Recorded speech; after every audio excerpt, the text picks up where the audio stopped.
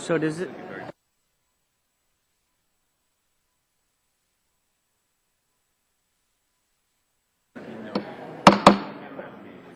Okay, we're going to get started.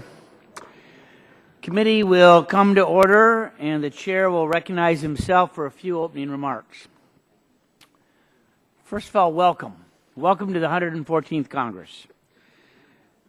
To serve as chairman of this committee for another Congress is certainly a unique privilege and a great responsibility for me.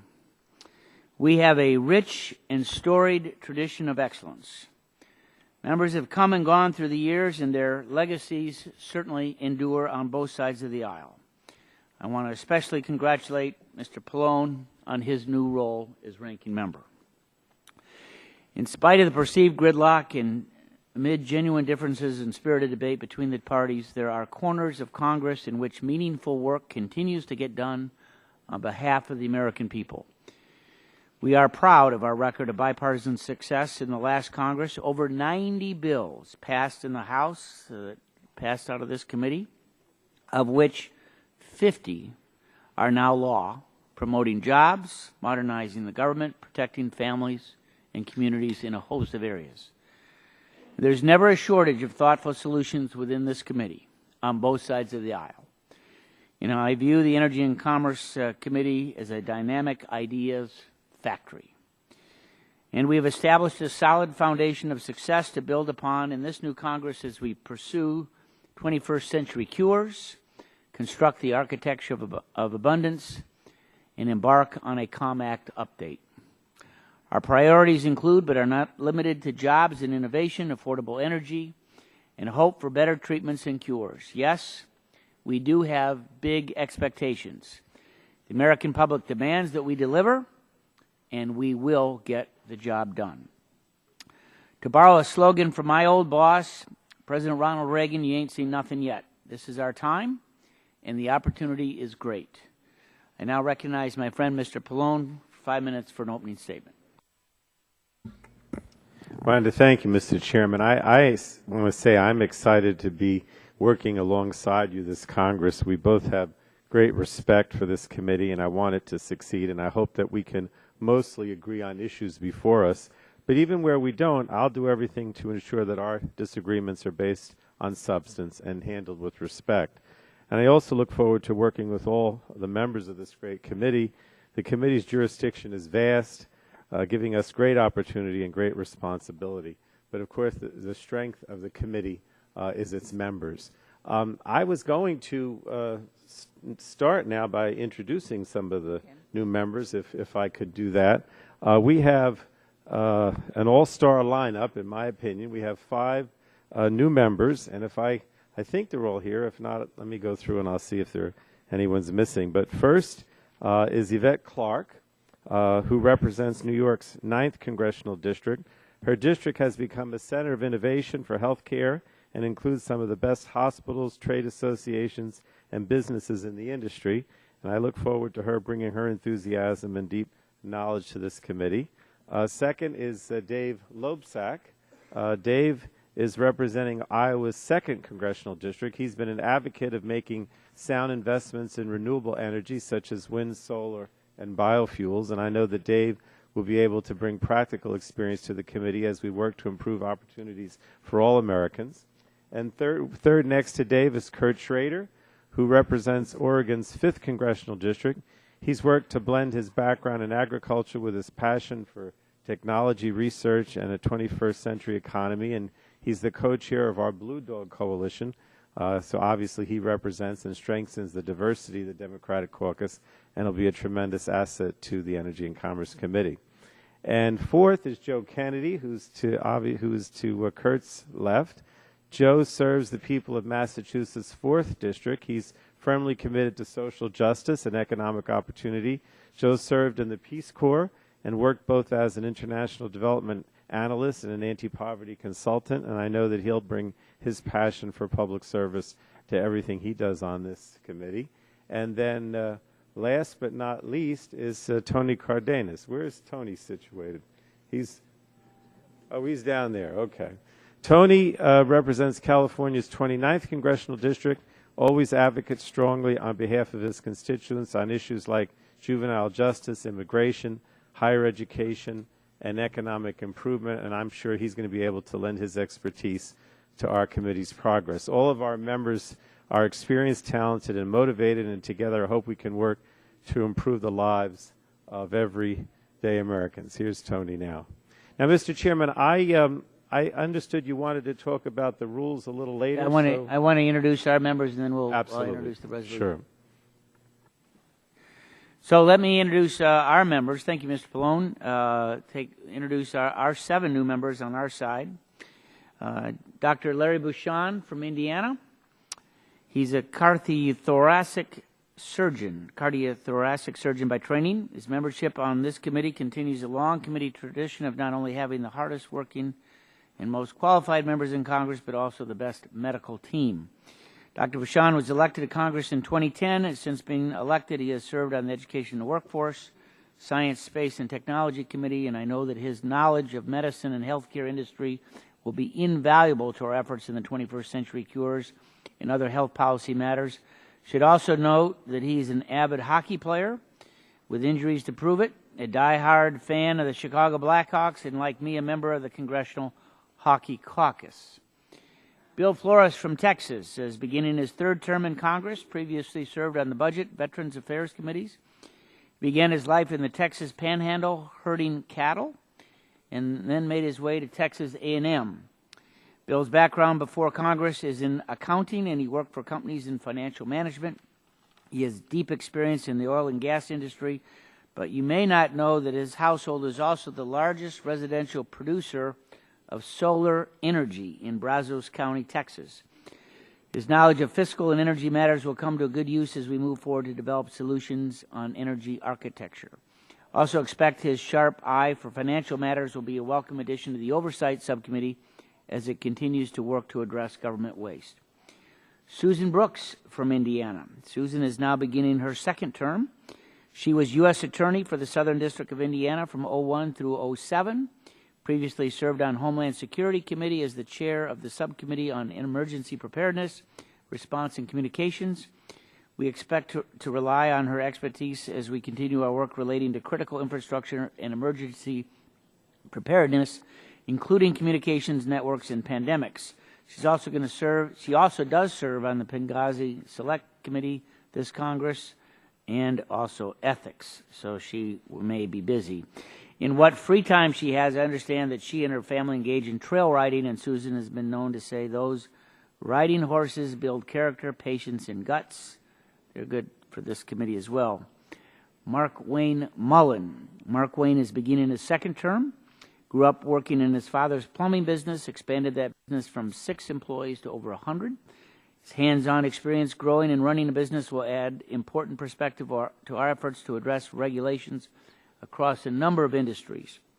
Would be remiss if I didn't mention Mark Wayne's other interests. He's probably the only member of Congress who can claim that he ran a fight club and is an accomplished jiu-jitsu and mixed martial arts athlete. I don't recommend that you get in the ring with him. In addition to the health policy matters Mark Wayne will consider on this committee, he will also focus on our colleagues' health by leading a bipartisan workout group. Probably a good thing after the holidays, especially with some of the chocolate candies that Ms. Eshu passed to some of us a few minutes ago.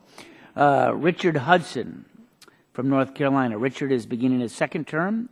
He's following in the footsteps of at least 2 of his fellow ENC members, Mr. Walden and myself, by serving as a congressional staffer before serving in the Congress.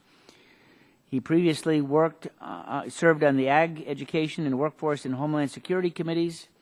He worked hard for the members that he served, and we know that he will work hard to serve his constituents on this committee. His district is home to NASCAR, and what I've heard is the best barbecue in the South. Perhaps he would have a committee barbecue cook-off among our North Carolina members. Chris Collins from New York. Chris is beginning his 2nd term. Previously served on Ag and Science. Was chairman of the Small Business Subcommittee on Health and Technology. Trained as a mechanical engineer. Chris is an entrepreneur with over 30 years of experience both finding and managing a number of businesses on the other side of the coin. Chris has deep experience in local government, having served as the Erie County Executive and led the effort to pull the county out of bankruptcy. With this committee's broad jurisdiction and the implications of our work on the economy, small businesses, and local governments, he will certainly add much to our debate. I also think that members of the committee will find Chris to be an excellent colleague. Perhaps you received a birthday card from Chris with his big league chew gum that he sends to members on their birthdays. Kevin Kramer from North Dakota. As you may all know, we have put Kevin to work right away, as he was on the floor last week leading the charge on the Keystone Bill.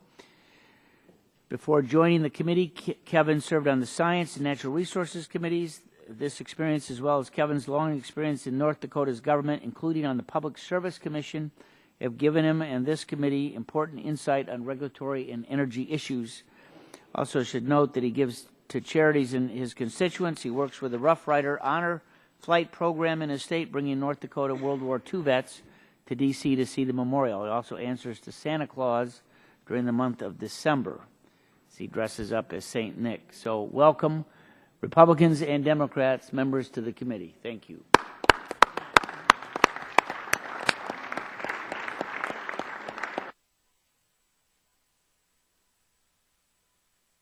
It's my understanding we're going to have votes in about a half an hour, so I don't know that we'll finish the next phase of this, but right now we're going to move to the adoption of the committee rules for this Congress, and the chair has a resolution at the desk and asks the clerk to report. A resolution offered by Mr. Upton. Be it resolved by the Committee on Energy and Commerce that the rules for the committee for the 114th Congress shall be. Without objection, the resolution will be considered as read, and the chair will recognize himself for 5 minutes. You want to set that clock? Thanks. This committee has had a long tradition under Republican and Democratic chairs of adopting a rules package that allows us to conduct our committee business fairly, efficiently, and always with the goal of developing appropriate and thoughtful policy solutions. When we've made changes to this committee's rules, it has always been to further that goal of producing the best policy solutions possible. Today, we're going to consider a rules package that contains 3 changes to the committee rules from the last Congress. The first change is to Rule 3C2 on committee witness disclosures to conform with House rules. The second change pertaining to ex officio members is a minor one. In the last Congress, Rule 8E included a sentence addressing the minority chair emeritus and his voting privileges. That sentence has been struck. The third change is to Rule 16, which relates to subpoenas. As House Resolution 5 granted this committee with staff deposition authority, we have struck the language from the 113th Congress relating to transcribed interviews. In addition, we made changes that authorize the chair of this committee to issue subpoenas with notice to members of the committee and consultation with the ranking member as practicable. While this is a change in process from our previous committee rules, this authority is not unusual in the House. The House rules provide that the power to authorize and issue subpoenas may be delegated to the chair of the committee.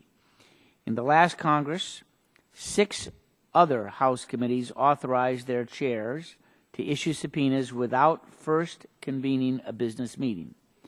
They were Ways and Means, Oversight and Government Reform, Education and Workforce, Foreign Affairs, Transportation and Infrastructure, and the Select Committee on Intelligence. In fact, the chair of these committees had this authority during the 110th and 111th Congress when Democrats controlled those gavels.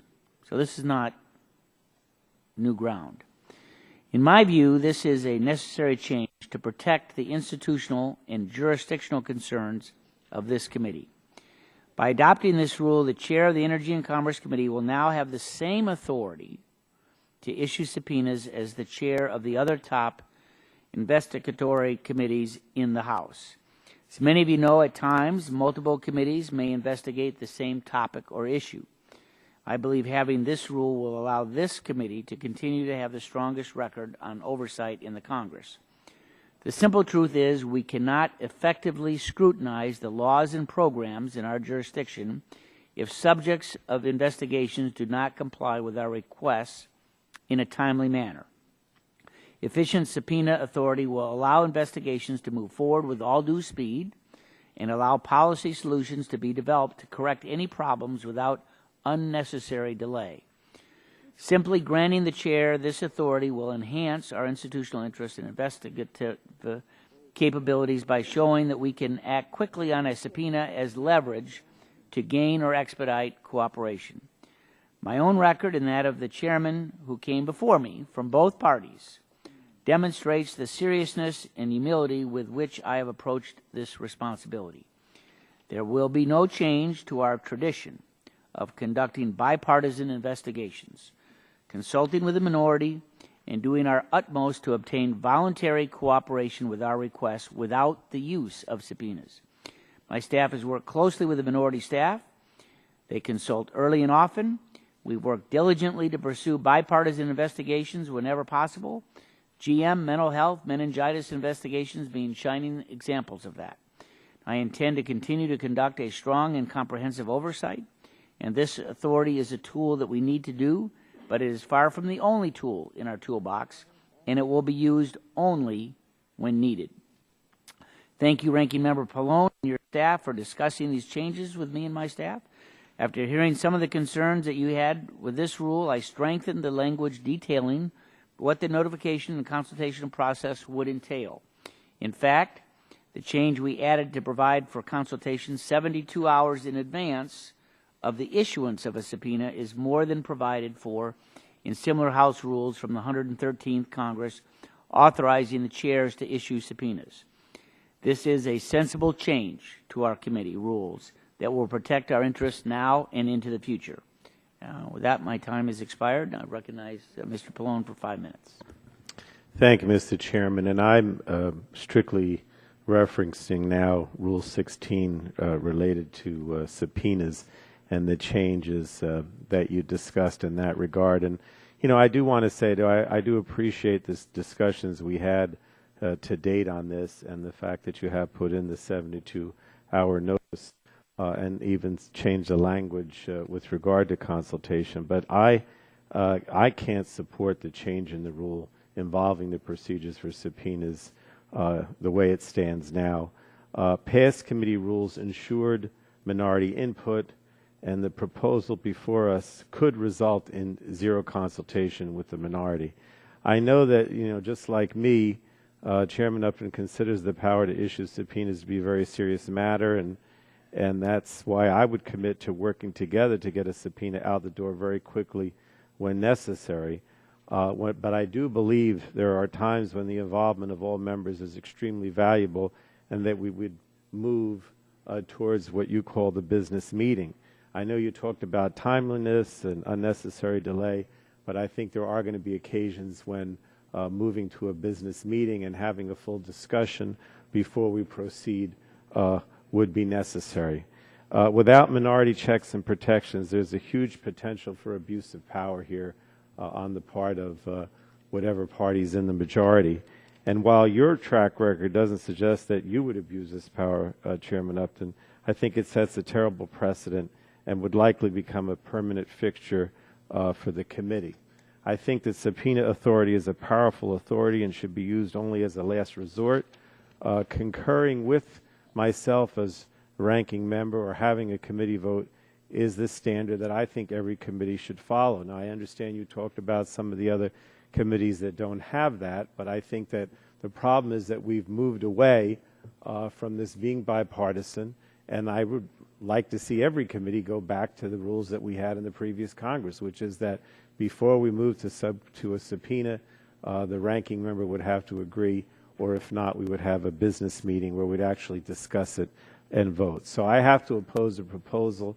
I do think that it's a huge mistake and that we're moving in the wrong direction, and I hope that you will reconsider this. I might have some additional questions about the details as we move forward, but at this point, I'll yield back the balance of my time. Chairman yields back. Other members wishing to speak? Gentleman from North Carolina. Thank you very much, Mr. Chairman. I have 2 points that I want to make. First of all, I want to see what it feels like to speak from the top dais. This is a pretty good feeling, and thank you for that. The second point I want to make is that I want to associate myself with the comments of Mr. Pallone. Nothing is more powerful, nothing is more serious than to issue a subpoena. And we all know that a subpoena is a very powerful document that restricts the movement of people, requires their attendance, requires them to go through their documents and produce documents to the committee. It's intrusive. And I think at the very least, we should have the input from the minority anytime a subpoena is being considered to be issued. Democrats feel very strongly about this, Mr. Chairman, and I would really ask that you would reconsider your position. One person who is the chairman of the committee should not have the authority to just issue a subpoena on behalf of the full committee. The chair and the ranking member should be required to consent to a subpoena. If that's not possible, then the full committee's concurrence should be required. But to give the power of subpoena to one man, or in future years to one woman, I think would be inappropriate for this committee. And so I agree with the ranking member. I ask that you reconsider. And remember that when you issue a subpoena, it's on behalf of the committee. It's not on behalf of the majority, on behalf of the chairman. It's on behalf of the committee. And at least let the full committee have the opportunity to have input. Thank you, Mr. Would the Chairman. gentleman yield? Yes, I yield to the ranking member. Let me ask the chairman, obviously this change wouldn't be necessary, in my opinion, unless there was abuse. When I should say abuse, unless there was a problem in the past whenever the majority or the chairman wanted to get the support of the ranking minority member to proceed. And it just seems to me, I mean, from my recollection, having been here over 20 years, we just haven't had that many situations where if the chairman has asked to move forward on a subpoena, that the ranking member has opposed it. Do we have any information, or we could ask the council through you, Mr. Chairman, how many subpoena issuances elicited an objection from minority in the last Congress or even prior to that, and how many of those objections were disposed of through the staff? I mean, I don't remember there being any real situations where we had a problem in the past, or not that many. If maybe you could give us some examples, or how many times that was a problem in the past Congress or prior to that, how many subpoenas were issued, how many were objected to, whether we had to go to a business meeting.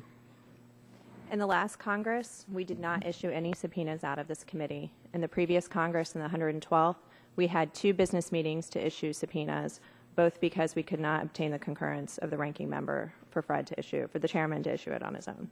I mean, again, it seems to me, not having any problem in the previous Congress, 2 years, 2 occasions prior to that, it doesn't seem to me that, this is the type of thing that necessitates a rule change based on, any problem that's existed in this committee in the past. It's, one of the reasons why I don't quite understand why we're moving in this direction, Mr. Chairman, is because I don't remember there being any real difficulty here that would necessitate it. I yield back to the gentleman. And Mr. Chairman, I yield to the gentlelady from Illinois. the issuance of a subpoena is really serious, and I think there's an implication when a subpoena is issued that it could mean that the person would not come voluntarily. I'm wondering, Mr. Chairman, if you could agree that at the very least an effort on the part of both the chairman and the ranking member would be to get a witness to come voluntarily, because I think that there's a certain implication that goes with a subpoena that could redound to the person's negative reputation. And I'm wondering if you would agree that if a person will come before this committee voluntarily, that a subpoena would not be issued. If the lady will yield, this is, our side, whether it's me or whether the our chairman of the Oversight Subcommittee, we're always going to try to work with the minority on witnesses, on testimony, on interviews. We get the same documents on our side as you all get. But would you commit to saying that But reclaiming that there'll time? not be a time that we will not be sitting down with staff No, and that, with but members. reclaiming saying that you would not, in fact, issue a subpoena to somebody that would come voluntarily. Well, there would be no need for a subpoena if they would come voluntarily. Is that a right? yes? Correct. Yeah. I mean, our practice has been Chairman. if someone appears voluntarily before the committee, there is no need for a subpoena. A subpoena is the last resort. It's when we really are compelled to try and get information, testimony on an issue that's important before the committee. And every time we're going to be asking people to voluntarily appear, and it's the last resort is when we really go through the subpoena. I would just note, I know the gentleman's time in North Carolina has expired, but just note that Mr. Waxman had this authority when he was chairman of the OGR committee and other committees in the House. As I said in my opening remarks, 6 in the last Congress. More, it's my understanding that financial services and other committees are agreeing to similar language. Again, because of Mr. Pallone and I did talk in the last couple of weeks and modified it substantially from where we were before. Chair would recognize Dr. Murphy, Chairman of the Oversight Subcommittee. Thank you, Mr. Chairman. I'd like to speak in support of the rules change. Particularly, the committee rule change reflects the delegation of power that flows from the rules of the House to the chairman of the committee with the authority to issue these subpoenas. Whether the Congress is in session or not, and that's very important, it's going to be a valuable tool in ensuring timely compliance with investigations. Now, this change will give the committee the opportunity to effectively execute the constitutional oversight responsibilities which are important to the full committee and certainly to the Oversight and Investigation Committee, and to obtain factual information in support of potential legislative solutions. The rule change supports congressional oversight, which is at the very core of our good government. As former Congressman Lee Hamilton once said, oversight of how effectively the executive branch is carrying out congressional mandates is an enormously important function of government, unquote. And enhancing this committee's oversight powers really better enable us to conduct programmatic review, comprehensive assessment of what federal programs work, what programs don't work, ferret out waste, fraud, and abuse, and compel explanations and justification of policies. Now, to that last point, I might say that we have not had to use a subpoena in the Oversight and Investigation Subcommittee in the last Congress. However, it has been clear that sometimes people get more than desultory, drip out a few documents, and you have to ask for more, and they drip out a few more. And that approach has caused a good deal of problems. By having a subpoena authority that can move through quicker would, I believe, help us with getting records in the bright sunlight of review for Congress on behalf of the public. Now, under our Constitution, there are competing interests between the legislative branch and the Congress and the legislative executive branch. Excuse me. That's part of what has happened around here for a couple centuries. There's tensions in recent years that have been increasingly difficult for the committee in conducting investigations. It's harder to get documents and to secure compliance, to get responses to the questions for the record. It can take months as come out. So some agencies themselves put arbitrary time limits on briefings and witness interviews, and this authority is not a silver bullet. It's not going to stop all that, but it's a necessary tool to address some of these obstructions. Now, as a matter of tradition, the committee majority, during the course of conducting an oversight, will be consulting with the committee minority. I support that, and doing its utmost to obtain necessary documents and information without using subpoenas as possible, except in some cases where witnesses may actually request a friendly subpoena to help provide them protection when they are in testifying. But this strong history of bipartisan cooperation in this committee, especially with regards to conducting oversight and this practice of cooperation and consultation, it will continue. I know I'm committed to that as Chairman of Oversight and Investigation. But this rule change could help enhance the institutional interests and capabilities of the committee by showing the committee could, if needed, act quickly on a subpoena as leverage to expedite cooperation. That is important. The rule change on subpoena authority will also be essential to the committee's efforts to obtain interviews and information. House rules for the 114th Congress have granted staff deposition authority to this committee for the first session. Given what we have learned from the experience of other committees that already have this authority, is it important to update and streamline the committee's subpoena authority to effectively support this new deposition authority. And it's important that the deposition authority is backed up by the chairman's subpoena authority in order to make that work, and not a more cumbersome process that invites tactical delays. And to that end, I might add that this committee is one of the oldest committees, if not the oldest legislative committee in Congress. It has been here from the beginning. And to note that other committees already have this jurisdiction: Ways and Means, Ed in the Workforce, Foreign Affairs, Oversight and Government Reform, and Select Committees on Intelligence, Transportation, Infrastructure. It is important to protect our jurisdiction, to allow us to move quickly rather than waiting in the sidelines sometimes while other committees are moving forward in an area of our jurisdiction which must be protected. We know financial services are going to do this as well. So I want to make sure we protect those tools, we protect the authority and the jurisdiction of this committee, and this change strengthens our ability to ensure we can receive full and necessary information to conduct our oversight in a timely manner as the facts warrant, with respectful discussions with the minority and all these things. And I certainly know that the chairman will continue that process. And with that, I yield back. Would the gentleman just yield quickly? I have 15 seconds. I believe you said that you hadn't had the occasion to ask for a subpoena or ask, the ranking member to actually go along with Reclaiming my time, but on that, though, what has happened is we have had a very slow walk from some agencies where they have not given information. And it is the process of saying, do we need to issue a subpoena to get you to give up more of these documents rather than the drip, drip, drip approach? And that has been important.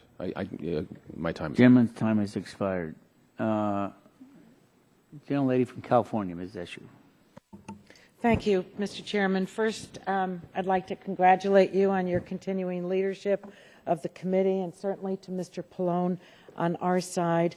And I especially appreciate the words that you spoke in your opening statement today, that you would work fairly, you would work efficiently, and that thoughtful policy decisions would come out of that. Now, we're having a debate about, I think, something that is contrary to that. And I think that you are fair, and I think that you do work efficiently, and I think that your record here has been to make thoughtful policy decisions.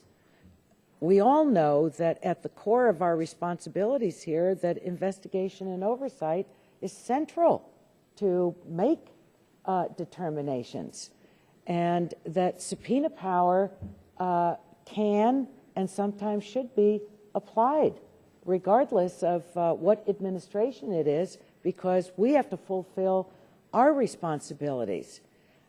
What doesn't impress me is what somebody else is doing. I've served on this committee since my second term in the Congress. So I'm thrilled I'm on this committee. I've never wanted to be any other place. And so whether financial services or Ways and Means or science, space, and technology or whomever else does whatever they do, I don't really think they compare to our committee. My committee, this committee is my bias, obviously.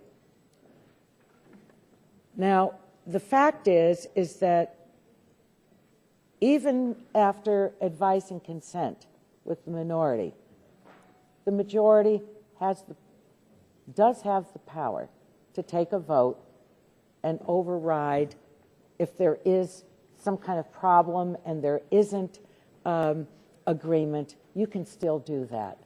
But I don't think that it's you, Fred Upton, to come out of the box today and start out this way. I would rather have us be partners. I know that you're in the majority, you have the votes, and if, in fact, it is in your view that it's absolutely necessary for you to proceed to issue a subpoena, well, then that's the way it is. And I would accept that. But to cast aside a partnership of advice and consent, I really don't think that's menacing. And I have to say to our colleague that spoke last, speaking of good government, I think that is good government. I really do. I think that is good government. So I don't think this is befitting of the committee. I don't think it's fair. I really don't think it's efficient. And it says may inform. It doesn't say shall. I mean, great. You can get something delivered under your door at your office and you've been informed. Well, there's being informed and being informed or being partners in the process. And so I think that it's not befitting of the committee.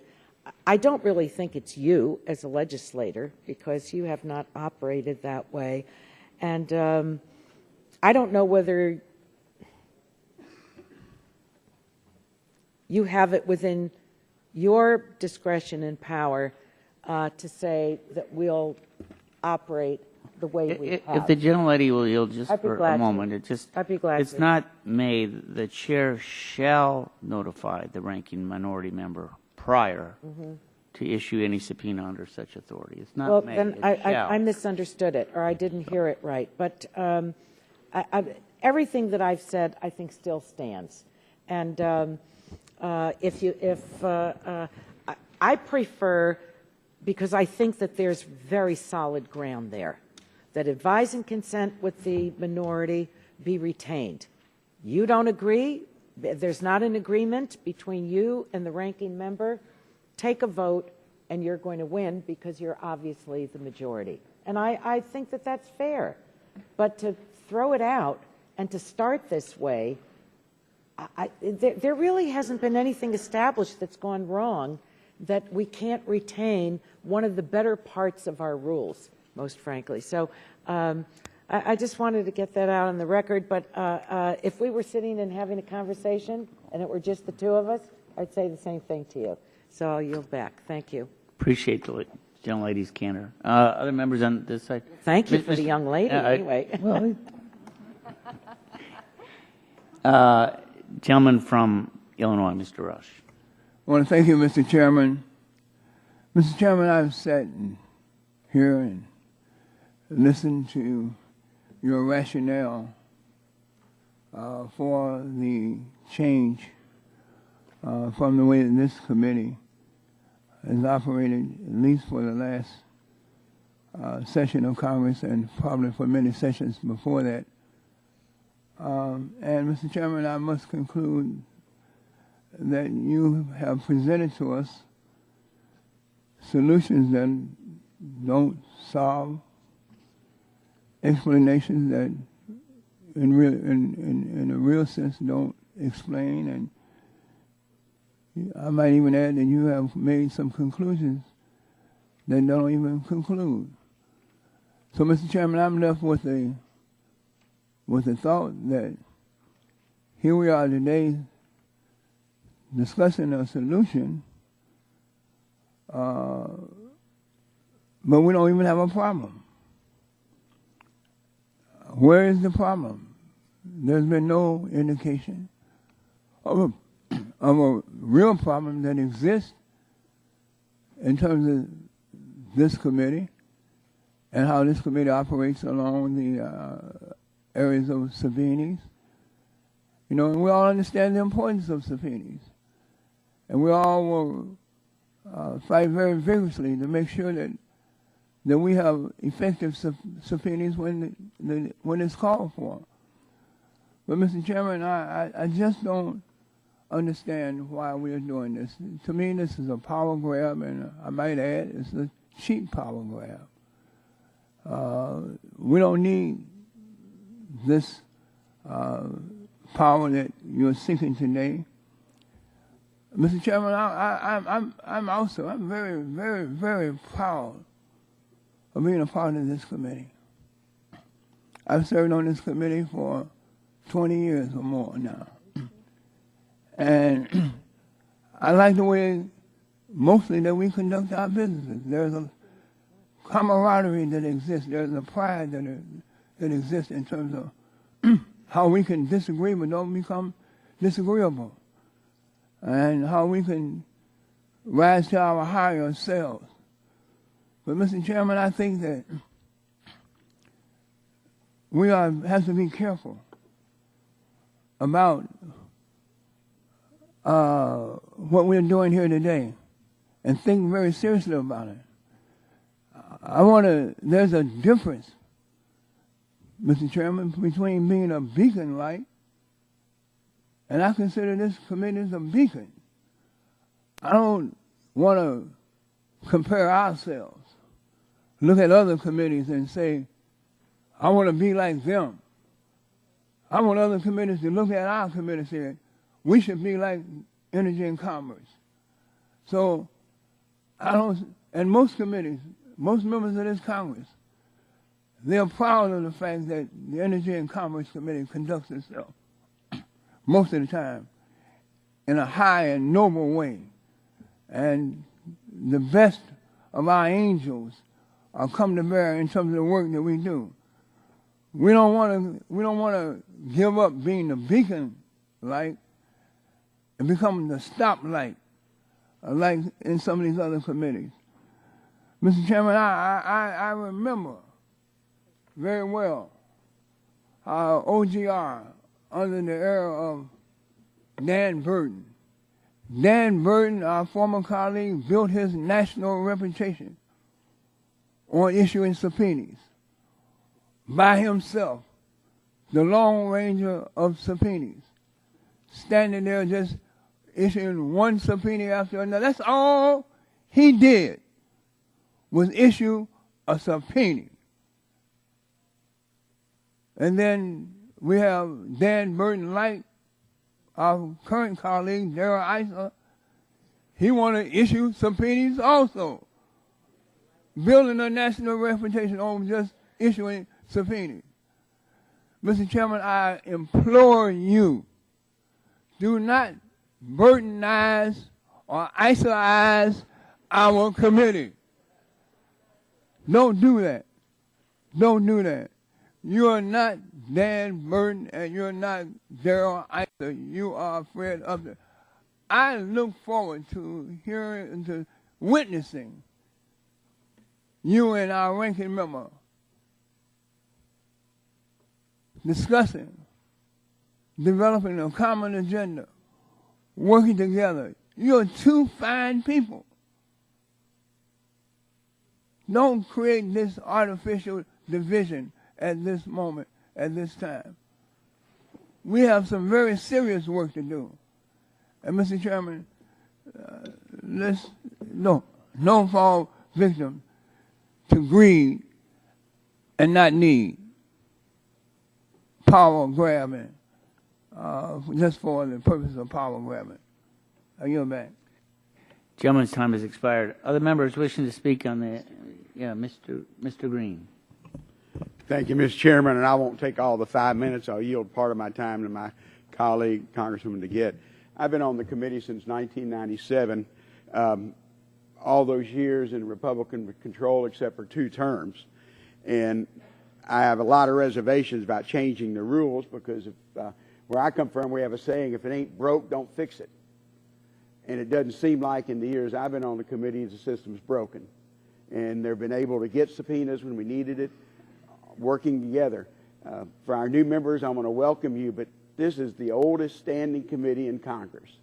I don't care what other committees have served that have in their rules, but our committee typically works across party lines, and I can, over the last year since '97, I guess there's been dozens and dozens of issues that I've worked on across party lines, and that's why I think this is something that we don't need to work on. And if maybe sometime during the session, if there's a problem, then you can come back and you still have the majority, as Congressman Eskew said. You still have the majority to issue those subpoenas with a vote of the committee. I guess my worry is that we don't want to take away from the tradition and the history of our committee working across those party lines. And we've always worked on bipartisan cooperation, even on oversight, no matter who's in the presidency.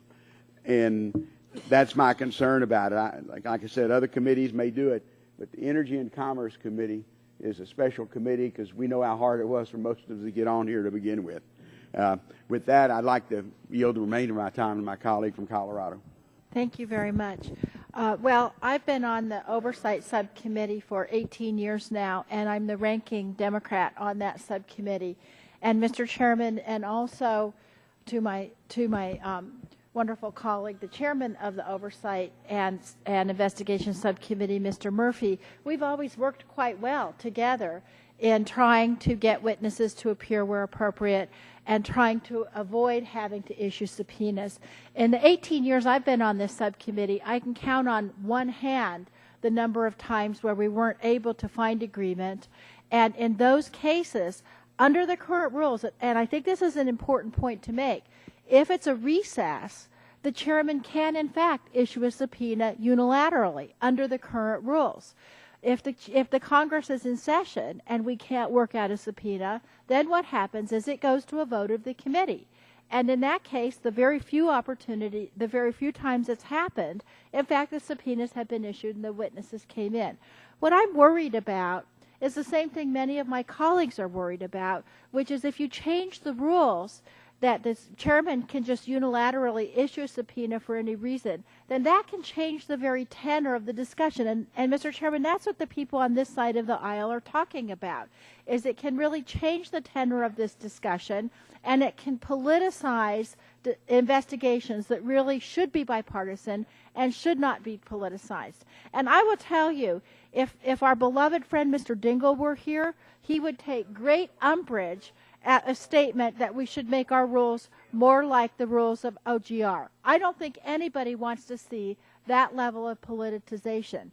And that's why I think that we're not worried about the current leadership. I'm certainly not worried about my chairman on O&I, and I'm not worried about you working with the minority, but I worry how it will change the structure and the operations of this very venerable committee.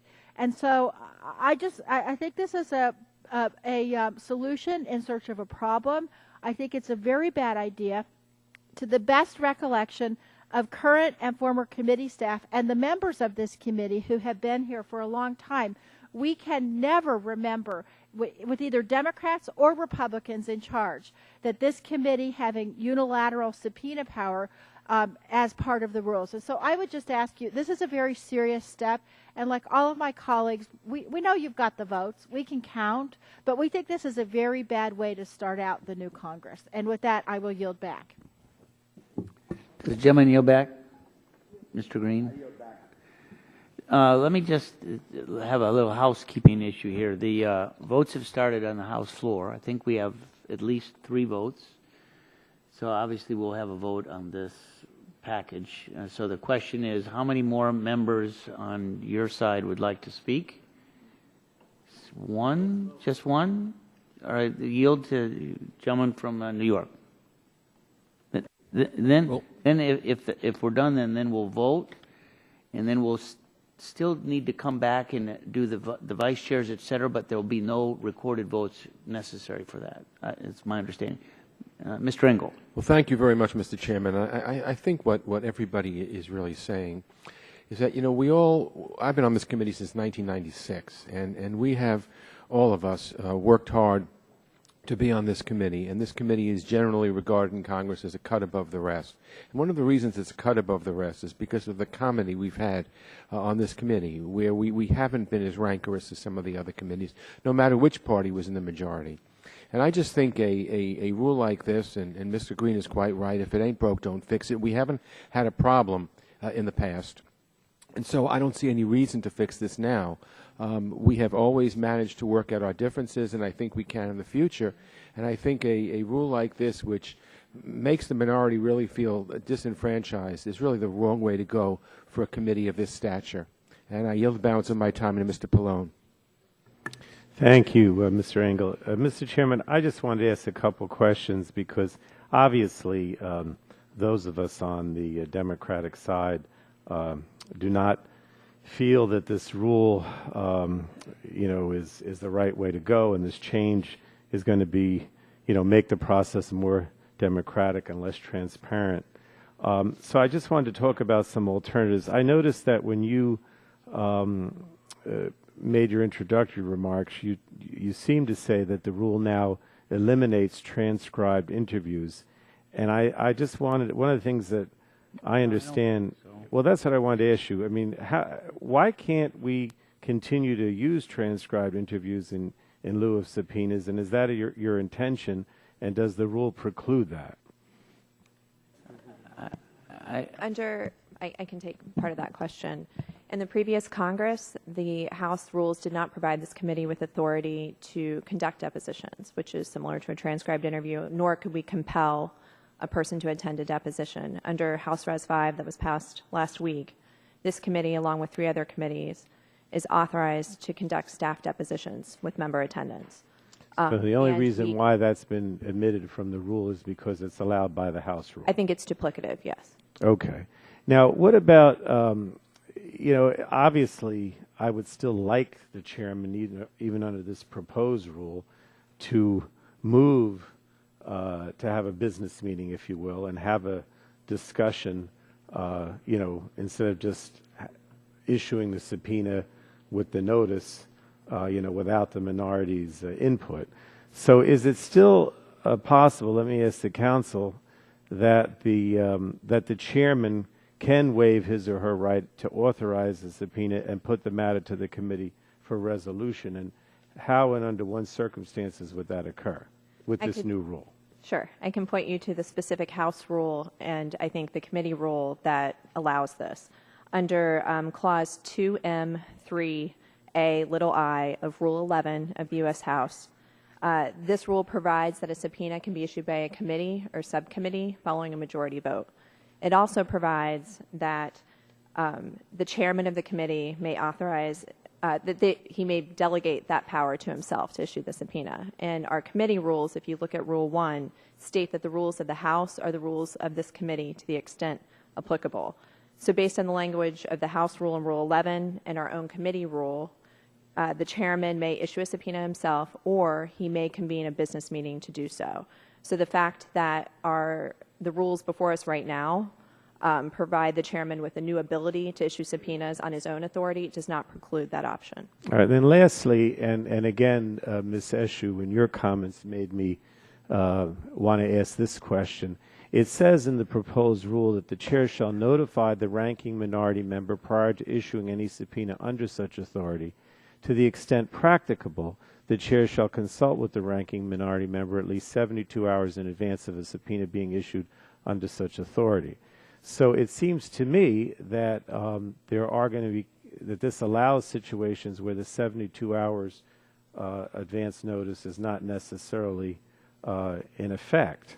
What is the meaning of this to the extent practicable? I mean, and again, maybe I'll ask counsel and ask Fred to comment, the chairman to comment on it as well, because I don't want a situation, you know, obviously I don't like this at all, but I don't want a situation where we don't get the 72-hour notice. How do you interpret this language?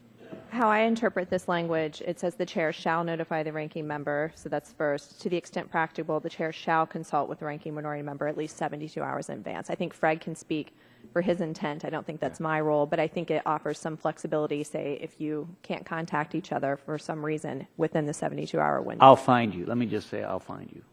Well, I understand, but I mean, my concern here is that, you know, again, I don't like the change at all, but if we had the 72 hours notice, that would be something. My concern here is that when you put in that language to the extent practicable, that doesn't necessarily mean that I'm going to get 72-hour notice. I don't see why we need that phrase to the extent practicable. I think it provides some flexibility to the chair and to you in case you are not available for some reason 72 hours out.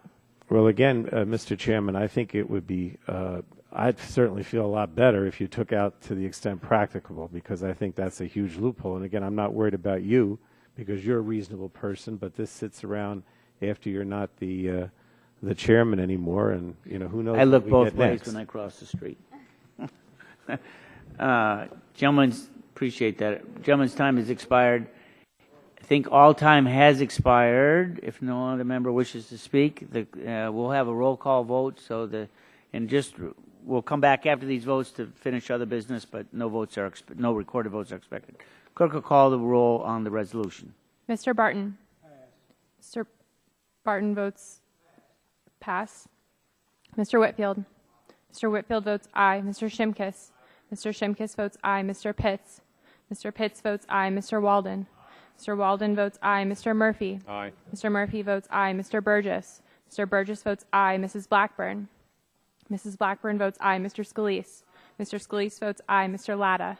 Mr. Latta votes aye. Mrs. McMorris Rogers. Mr. Harper. Mr. Harper votes aye. Mr. Lance. Mr. Lance votes aye. Mr. Guthrie. Mr. Guthrie votes aye. Mr. Olson. Mr. Olson votes aye. Mr. McKinley. Mr. McKinley votes aye. Mr. Pompeo. Mr. Kinzinger. Mr. Kinzinger votes aye. Mr. Griffith. Mr. Griffith votes aye. Mr. Billrakis. Mr. Billrakis votes aye. Mr. Johnson. Mr. Johnson votes aye. Mr. Long. Mr. Long votes aye. Mrs. Elmers. Mrs. Elmers votes aye. Mr. Bouchon. Mr. Bouchon votes aye. Mr. Flores. Mr. Flores votes aye. Mrs. Brooks. Mrs. Brooks votes aye. Mr. Mullen. Mr. Mullen votes aye. Mr. Hudson. Mr. Hudson votes aye. Mr. Collins. Mr. Collins votes aye. Mr. Kramer. Mr. Kramer votes aye. Mr. Pallone. Mr. Pallone votes no. Mr. Rush. Mr. Rush votes no. Ms. Eshoo. Ms. Eshoo votes no. Mr. Engel. Mr. Engel votes no. Mr. Green. Mr. Green votes no. Ms. DeGette. Ms. DeGette votes no. Ms. Capps. Ms. Capps votes no. Mr. Doyle. Mr. Doyle votes no. Ms. Schakowsky. Ms. Schakowsky votes no. Mr. Butterfield. Mr. Butterfield votes no. Ms. Matsui. Ms. Matsui votes no. Ms. Castor. Ms. Castor votes no. Mr. Sarbanes. Mr. Sarbanes votes no. Mr. McNerney. Mr. Welsh. Mr. Welsh votes no. Mr. Lujan. Mr. Lujan votes no. Mr. Tonko. Mr. Tonko votes no. Mr. Yarmouth. Mr. Yarmouth votes no. Ms. Clark.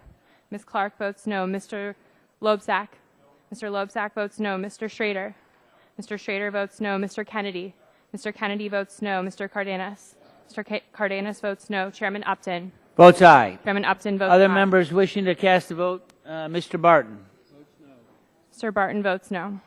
Other members wishing to cast a vote? If not, the clerk will report the tally. Thanks, Joe.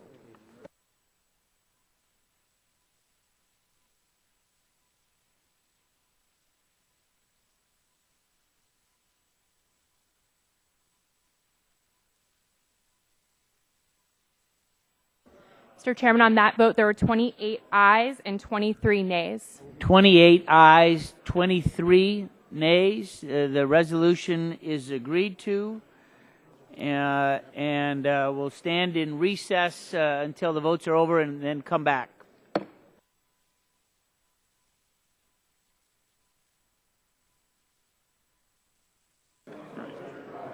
All right. Well,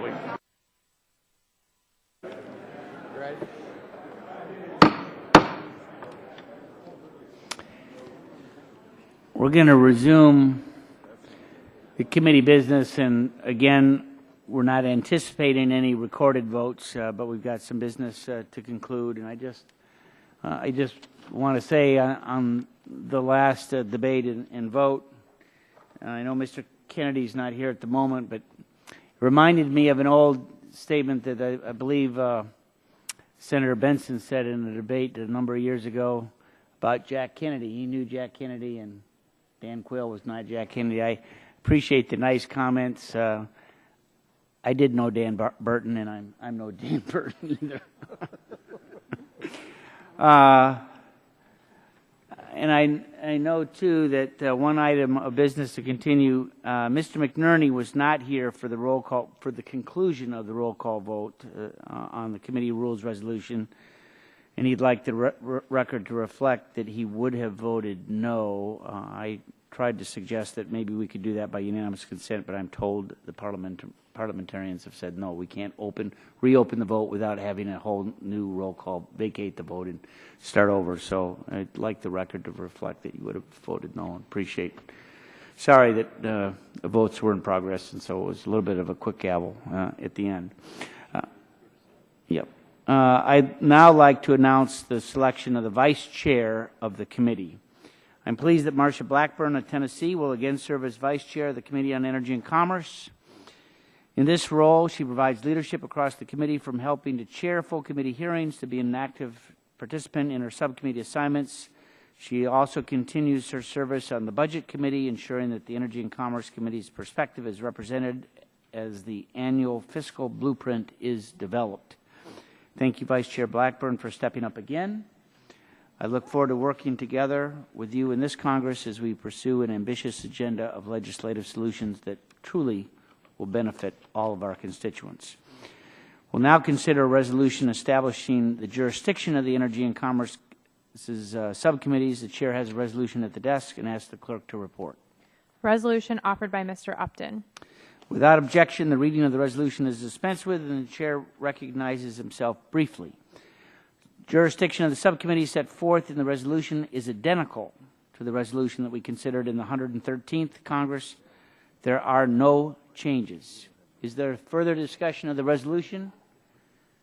Seeing none, the vote occurs on the resolution. All those in favor will say aye. Aye. All those opposed say no. The ayes appear to have it. The ayes have it, and the resolution is agreed to. Now consider a resolution appointing the subcommittee chairs, vice chairs, and designating the subcommittee members. The Chair has a resolution at the desk and asks the clerk to report. A resolution offered by Mr. Upton. Without objection, the reading of the resolution is dispensed with, and the Chair recognizes himself briefly. Pursuant to Committee Rule 4 adopted earlier this afternoon, this resolution simply designates the chair and the vice chair of each subcommittee, and the resolution also designates the Republican members of each subcommittee. I'm very excited, as I said earlier, to have 7 new Republican members joining our subcommittees, and thank my Republican colleagues for agreeing to serve in those positions. We do have an ambitious schedule ahead of us in this Congress, and I look forward to working side by side with you. Is there further discussion of the resolution? Seeing none, vote occurs on the resolution. All those in favor will say aye. Aye. All those opposed say no. The opinion of the Chair, the ayes have it, and the resolution is agreed to. The Chair now yields to Mr. Pallone to offer a resolution appointing ranking members and Democratic members of the subcommittees. Thank you, Mr. Chairman. I offer a resolution designating the subcommittee ranking members and the Democratic subcommittee membership for the 113th Congress. It's the 113th, but it should be 114th Congress, right? I am very pleased that our Democratic caucus has selected the following ranking members of the subcommittees. Wait, let me just say, Yes. the clerk will report the resolution. A resolution offered by Mr. Pallone. Without objection, the reading of the resolution is dispensed with, and the gentleman is recognized for 5 minutes. And I'm pleased that our Democratic caucus has selected the following ranking members of the subcommittees. Ms. Eshu will serve as ranking member of the Subcommittee on Communications and Technology. Ms. Schakowsky will serve as ranking member of the Subcommittee on Commerce, Manufacturing, and Trade. Ms. DeGette will serve as ranking member of the Subcommittee on Oversight and Investigations. And Mr. Rush will serve as ranking member of the Subcommittee on Energy and Power. The only change really is Mr. Green, who will serve as ranking member of the Subcommittee on Health. And Mr. Tonko will continue to serve as ranking member of the Subcommittee on Environment and the Economy. Obviously, all these people have a lot of expertise. With the exception of Mr. Green, they've all served before. And so I'm very pleased to see that these are the choices of the caucus. They were ratified by the Democratic caucus this morning, Mr. Chairman. Is there further discussion of the resolution? If there's no further discussion, the vote occurs on the resolution. All those in favor will say aye. Aye. All those opposed say no. Opinion of the Chair, the ayes have it, and the resolution is agreed to. Chair now recognizes himself to announce a number of policies that we will observe again in this Congress. During the last Congress, and recognize myself for 5 minutes. During the last Congress, we continued our transition to paperless hearings by electronically distributing testimony at all of the committee's hearings. We're going to continue that. For members that are more comfortable with paper copies of testimony, we'll continue to work with you to accommodate your needs. I believe that this change has helped our committee budget and improved our efficiency. I thank the members for their patience as we adjusted to paperless hearings. The policy has been also participation at hearings if you're not on the subcommittee. This policy has been commonly referred to as the Eshu Protocol, ever since my friend from California discussed the issue with me during our 2011 organizational meeting. By right, all members of the House are entitled to non-participatory attendance at hearings if they are not on the committee. For members of the Energy and Commerce Committee, however, you may question witnesses at a hearing even if you are not on the subcommittee, but you'll be recognized only after all of the members of the subcommittee have been recognized, Democrat and Republican, regardless of when they arrive at the hearing. I would ask that members not abuse that privilege. We all have busy schedules. It can be frustrating when a member that is not on the subcommittee has not been present for the majority of the hearings shows up at the last second to ask questions. If you want to participate and ask questions, I think you should attend the majority of the hearing if you can. It's not a requirement, just a request. Also, one of the rules changes that we did before and will continue bipartisan amendments. During markups in the last two Congresses, bipartisan amendments were given priority recognition. I intend to continue that tradition in this Congress and encourage members to work on both sides of the aisle together. However, a word of caution for anyone drafting bills or amendments: the majority leader follows several protocols in scheduling legislation for the floor. And while these protocols are not binding in committee, I encourage you to observe the protocols in drafting the legislation. We'll now consider a resolution adopting the committee oversight plan. The Chair has a resolution at the desk and asks the clerk to report. Oversight Plan for the Committee on Energy and Commerce, U.S. House of Representatives, 114th Congress. Without objection, the reading of the resolution is dispensed with, and the Chair recognizes himself for 5 minutes. The rules of the U.S. House require each committee to adopt an oversight plan and submit it to the Committee on Oversight and Government Reform and the Committee on House Administration by February 15th. At this meeting this morning, we have already discussed the committee's long tradition under both Republican and Democratic chairs of conducting strong oversight of the agencies and the programs in our jurisdiction. As chairman of this committee and as former chairman of the Subcommittee on Oversight Investigations, I know firsthand the importance of strong oversight. When oversight is done right, it creates the factual record that informs our committee's legislative solutions and allows us to develop the right fixes for the problems that we find. We saw that example in the last Congress with the investigation of the deadly fungal meningitis outbreak.